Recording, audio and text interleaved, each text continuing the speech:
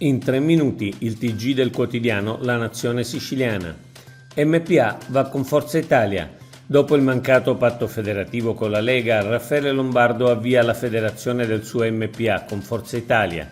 Dopo aver assicurato, ha detto Lombardo, un sostegno generoso e incondizionato a Caterina Chinnici, accogliamo l'invito rivoltoci da Antonio Tajani a una collaborazione forte con Forza Italia. La si chiami federazione o affiliazione, ci sentiamo parte di un unico progetto politico. Dimissioni di Falcone martedì prossimo. Marco Falcone, eletto a Bruxelles, si dimetterà da deputato regionale martedì 16 luglio, giornata inaugurale del Parlamento europeo. Avrebbe ancora tempo, ma evidentemente per correttezza non vuole svolgere neanche per un giorno le due funzioni insieme né prendere 2 stipendi.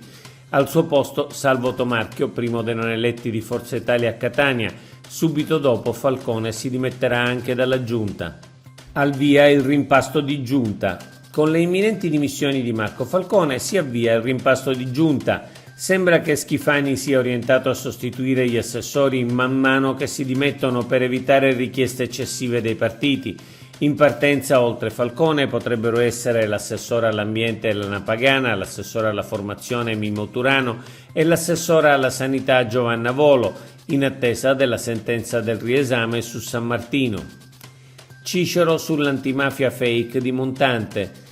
L'ex presidente dell'IRSAP Alfonso Cicero, parte civile e teste fondamentale nel processo sul sistema Montante, descrive quel periodo della giunta Crocetta. Montante, secondo Cicero, aveva Crocetta nelle sue mani perché era stato lui l'artefice della sua candidatura e decise di prendersi anche l'assessorato alle attività produttive affidandolo alla sua segretaria, assolutamente inadeguata al ruolo. Stromboli, Musumeci firma la mobilitazione straordinaria. Il ministro della Protezione Civile Nello Musumeci ha firmato ieri il decreto per disporre la mobilitazione straordinaria della Protezione Civile per l'isola di Stromboli a causa delle criticità derivanti dall'eruzione vulcanica, eruzione che ha determinato l'innalzamento dello stato di allerta da giallo a rosso. Coldiretti aumenta la siccità con il giugno più caldo.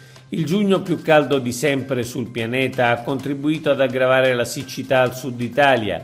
Coldiretti commenta i dati secondo i quali il giugno 2024 è stato il 13° mese consecutivo a stabilire un record con una temperatura media più alta.